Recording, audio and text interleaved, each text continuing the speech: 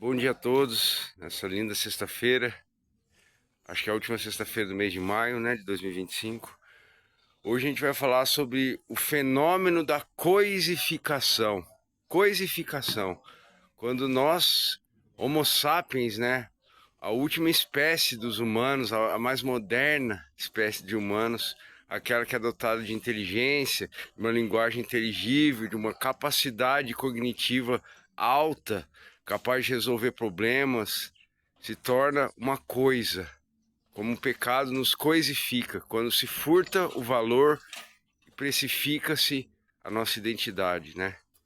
É isso que a gente vai falar hoje no âmbito da dependência química, dos nossos pecados voluntários e deliberados dentro da meta-recuperação antitóxica, no canal Reabilitação Integral. Uma ótima sexta-feira a todos e um bom final de semana. Que Deus abençoe. Bom dia aos senhores mais uma vez, né? Sexta-feira, 30 de maio, última sexta-feira, último fim de semana de maio de 2025. Ontem a gente não conversou, não na minha reunião, né? Porque eu estava ruim, ainda estou recuperando, mas graças a Deus tem gente competente para fazer isso. Graças a Deus pela vida do Eduardo. E hoje é dia 30 do 5, 30 de maio.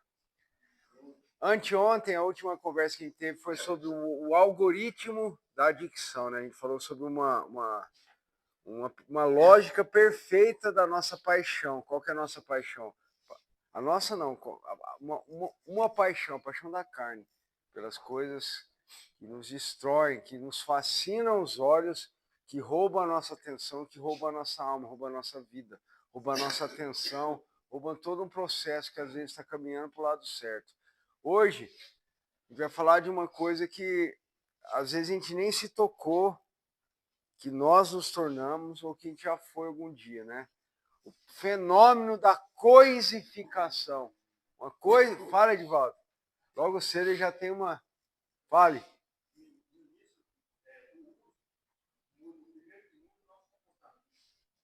Sim.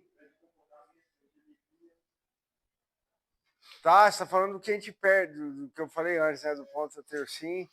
Perde o comportamento, perde a alegria, perde tudo. Nos transformamos numa coisa, vai pegando o gancho agora. O fenômeno da coisificação, quando eu perco o processo de decomposição da minha própria identidade. O que é decomposição? Quando você divide, quando você apodrece, né? Um corpo quando morre, alguém quando morre, já está em processo de decomposição, já está putrefação, já está morrendo, fedendo, decompondo, está virando pó, né? Então hoje a gente vai conversar um pouco sobre esse que era para ser um fenômeno, a gente vai ver depois que não tem nada de fenômeno, né? Porque se tornou uma coisa banalizada, mas que nós nos tornamos uma coisa, a gente perde a identidade, a gente perde a essência do nosso ser. Vamos entender o porquê e conversar um pouco sobre isso hoje. Primeira coisa, o Homo sapiens, nós, né? Homo, gênero, sapiens, espécie, que é uma notação científica de todo ser vivo, tá?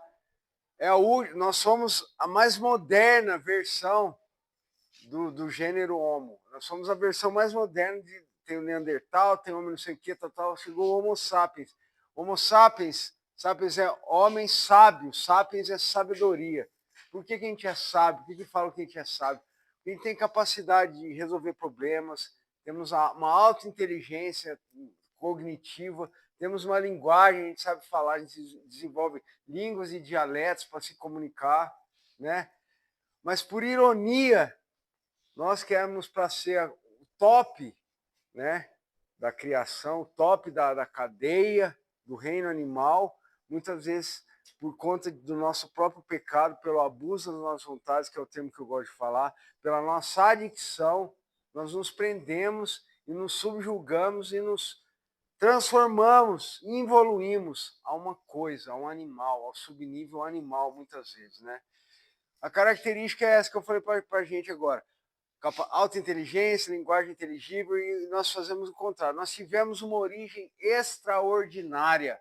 Isso aqui é para quem tem fé, para quem é criacionista e não evolucionista, né? Se bem que o criacionista é evolucionista em alguns pontos, que a gente crê na evolução como ser humano, né? A gente crê nisso.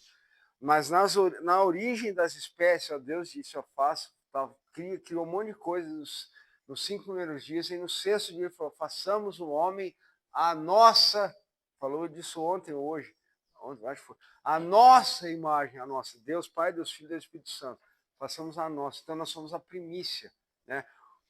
Tivemos uma origem extraordinária, do pó da terra, a gente foi feito, e assoprou o fôlego de vida. E nós nos tornamos alma vivente. Está lá em Gênesis 1. Tivemos um mandato cultural estupendo. Ó, vocês vão gerenciar tudo isso que eu estou criando. Deus falou, ó, vocês vão dominar sobre as aves do céu, sobre os peixes, sobre os animais aquáticos, tudo. Multiplicar, fecundai-vos e multiplicai. Toma a terra de vocês. Né? Mas, pelo abuso da nossa vontade, aí eu coloco nossa, porque o ser humano veio, né, lá de cima, a gente não se contentou com isso, né? Veio um, né, sabichão, e falou assim, você não vai morrer, não.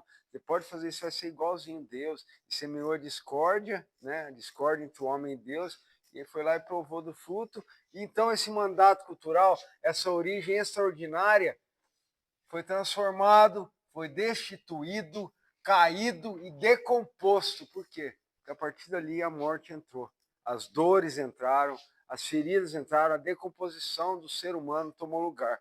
Separado em partes, estragado, alterado, fomos decompostos, fomos coisificados. Coisificados. Gênesis 3:23, depois desse episódio da queda, Deus vai lá e expulsa o homem do jardim do Éden, pôs 2 querubins na porta da guarda, para ele não tomar de novo, para ele não querer entrar lá e comer da árvore da vida. Então, a morte estava pré-anunciada para nós. Então, fomos destituídos da glória de Deus, como Paulo vai dizer lá em Romanos 3:23. Todos pecaram e destituídos. O que é uma coisa destituída? Que está fora, que ia precisar de um resgate para voltar de novo. Porque sozinho, por esforço, ele nunca ia conseguir. Então, ele ia precisar de um resgate. Tá?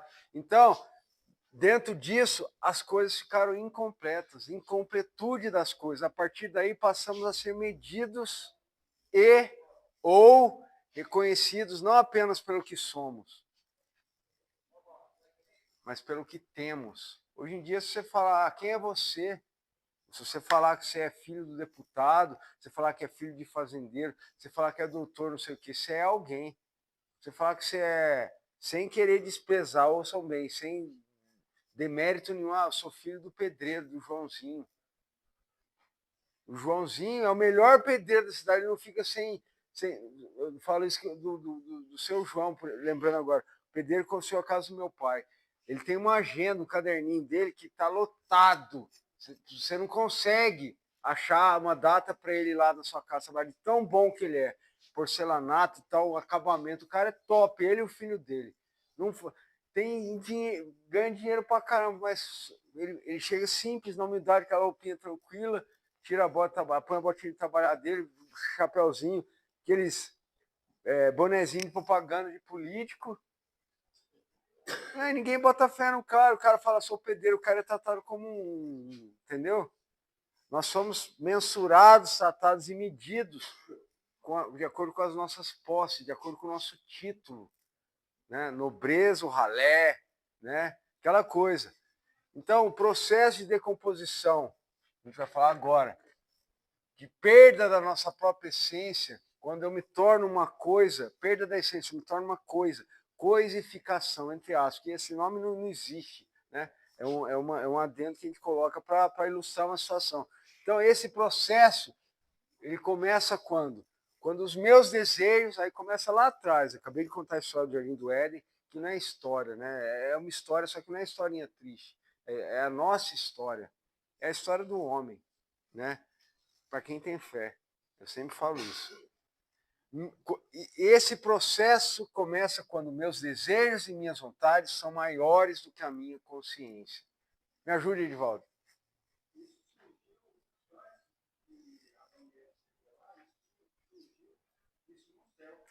Sim.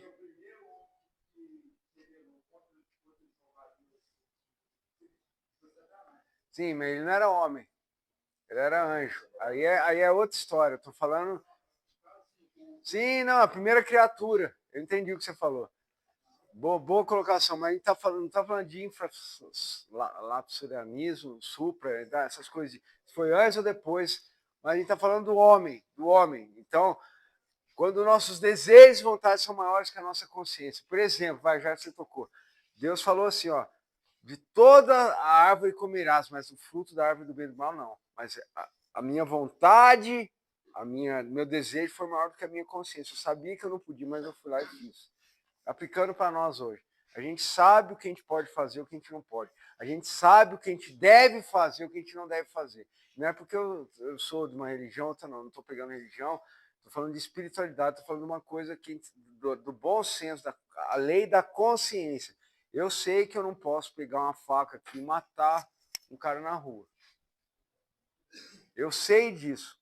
Mas quando eu me torno uma coisa, muitas vezes, se eu estou passando por um momento de tribulação, ou se o cara me desgostou, foi contra mim, eu pego a faca e mato o cara.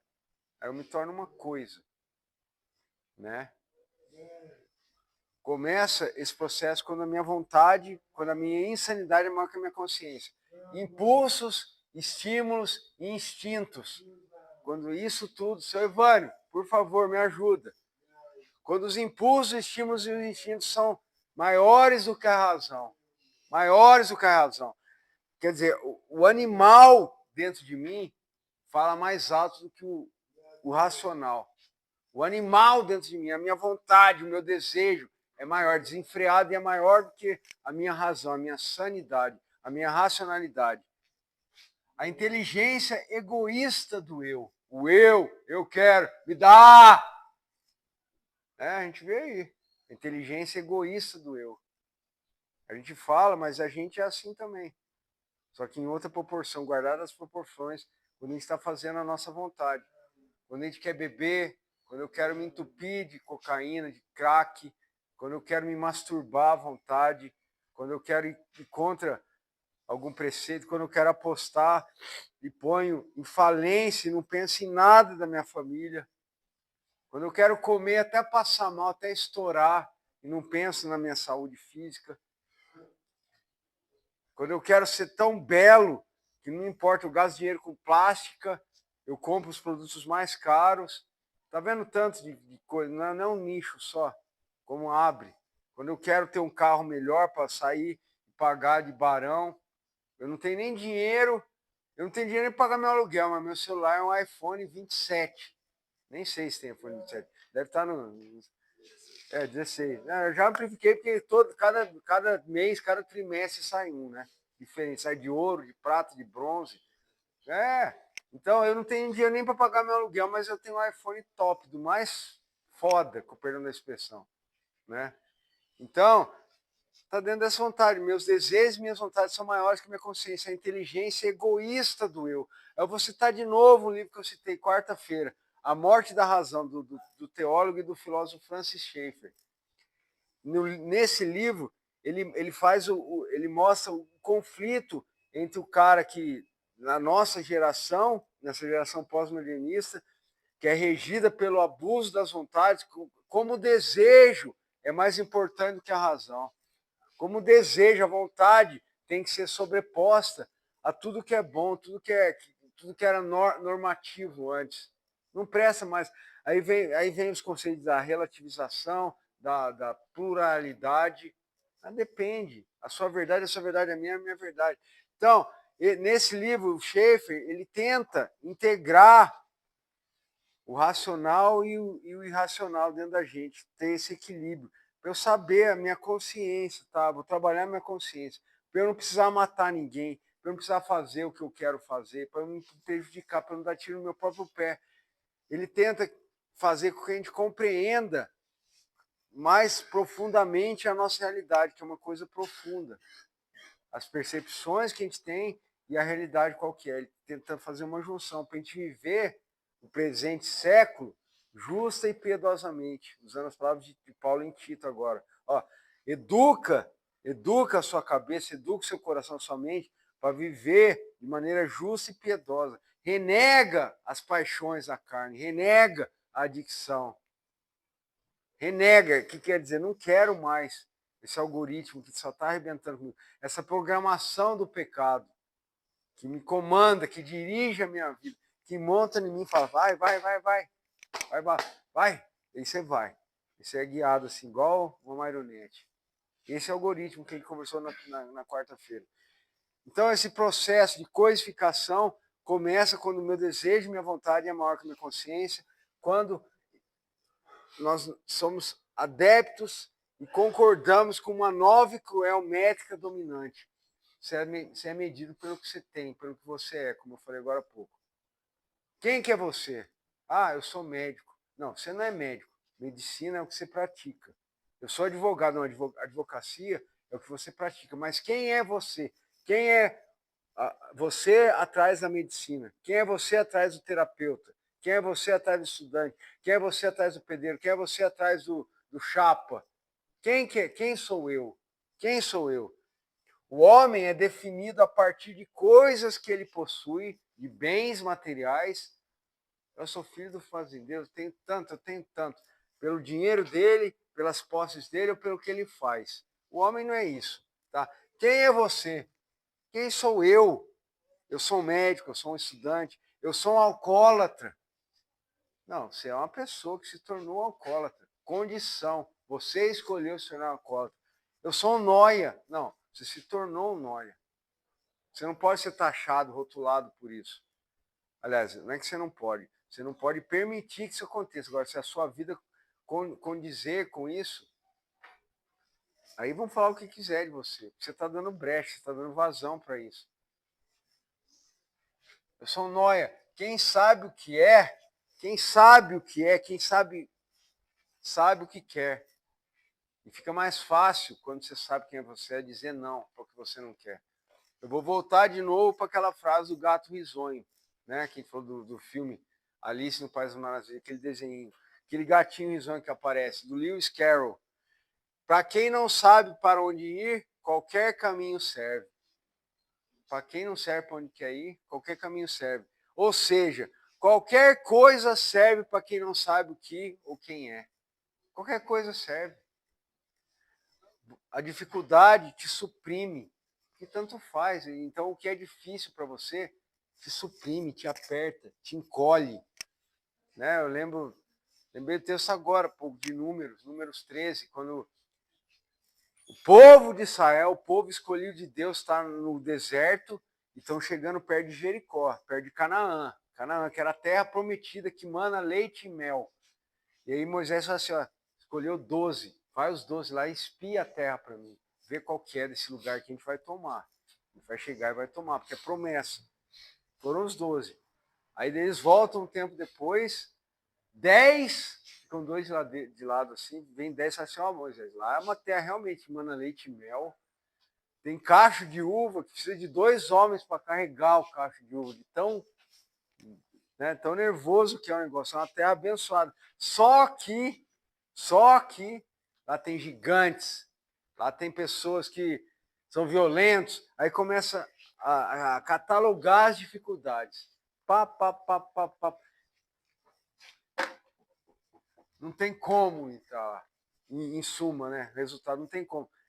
A contraponto disso vem Josué e Caleb. Realmente, o negócio é maravilhoso, só que tem muita dificuldade. Mas a gente vai na força daquele que, né, fazendo uma paráfrase, a gente vai na força, a gente tem um Deus do nosso lado e é promessa. Eles creram, eu creio, eles creram na promessa. Então, eles sabiam, aplicando para isso aqui, ó, quem não sabe para onde vai, qualquer caminho serve. Aqueles 10, qualquer caminho serve, porque eles achavam que era difícil demais, então não dá para ir. Agora, José e Caleb sabiam aonde que eles tinham que ir. Por mais que a dificuldade fosse grande, tentasse suprimir, oprimir, fechar a brecha, eles sabiam que eles tinham que ir lá. Então, aplicando para a nossa vida, para a sua vida, quando você sai daqui, as portas podem se fechar.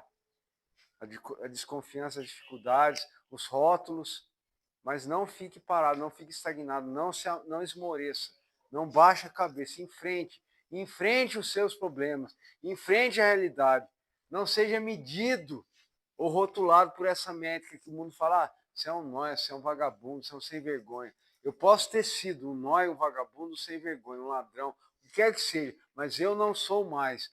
Eu não sou mais medido por essa régua, essa reguinha banal que o mundo coloca pra gente. Então eu não sou uma coisa. Terceiro ponto, por que eu me torno uma coisa? Falamos a primeira coisa, que quando os nossos desejos e vontades são maiores que a minha consciência, quando eu me adequo a essa métrica dominante do mundo, de posses, de bens, de desconfiança, de descrença, de fé, e quando furta-se o valor e insere-se o preço. Quando o meu valor é tirado, eu sou precificado. Quando o meu valor é tirado, quando as minhas crenças se tornam limitantes ou limitadas, né? Quando eu tenho crenças limitantes ou minhas crenças são limitadas, quando eu não trabalho minhas convicções, quando eu não sei mais quem eu sou, quando eu estou suprimido, tudo em decorrência do que a gente viu atrás, furta-se o valor, meu valor é furtado, meu valor é roubado, e isso me precificam, colocam um preço em minha... Dá 2 pedras para ele que ele fica sossegado. Dá um prato de comida para ele que fica de boa. Precificado, nós somos precificados, porque o nosso valor foi roubado. A gente perde a autoestima, a gente perde o valor próprio. Porque o domínio próprio a gente já perdeu há muito tempo. Quando eu perco o meu valor, que meu domínio já foi pro saco há muito tempo. Porque eu já estou dominado. Sabe? Então é um palito para bancarrota. Né, para cair de uma vez, às vezes para levantar. Então, quando furta-se o valor, insere-se o preço. A identidade é perdida, é fracionada. A minha mente é dividida, eu não sei mais o que eu quero. Eu sou inconstante em todos os meus caminhos. Eu não sei para onde que eu vou. Se eu vou para a clínica, se eu vou para não sei o quê, se eu aceito ajuda, se eu não aceito ajuda. E no fim das contas a gente sabe para onde que a gente vai. Vai para o caminho mais fácil, o caminho que a gente gosta. Então, a identidade perdida é fracionada. Uma alma dividida, eu uso máscaras, eu minto, eu omito, né? Que também omitir é mentir também. Eu me conformo ao sistema, aos padrões naturais desse sistema, aos padrões humanistas, que são diferentes, sinal matemático de diferença, são diferentes dos princípios espirituais. Daniel 1:8, tá? Ele estava na nobreza, ele era da nobreza de Israel, foi levado para a Babilônia, para o palácio do rei da Babilônia, tem o jardim suspenso da Babilônia, que foi uma das 7 maravilhas do mundo antigo. Top de linha, ele estava lá, do bom e do melhor. O rei falou assim, ó, pega 4 jovens aí, ó, e ensina tudo da cultura da Babilônia, dos persas, dá do bom e do melhor para eles comerem, dá vestes reais, coisas top.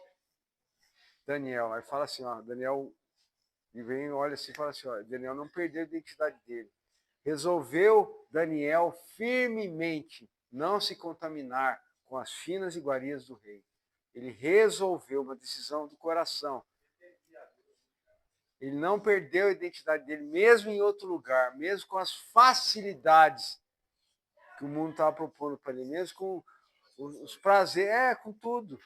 Ele não perdeu a identidade, ele resolveu firmemente, ele resolveu no coração dele, uma disposição interna do coração dele, não se contaminar com as finas iguarias do rei. Então, ele pediu para comer uma comida diferente, ele pediu para não ter álcool na comida dele, para não ter vinho, para ir tomar água, legumes. Você vê, o caminho contrário. O caminho da santificação, o caminho da manutenção do ser consciente, da recuperação, é contrário ao caminho fácil do mundo. É contrário às delícias da carne. É contrário.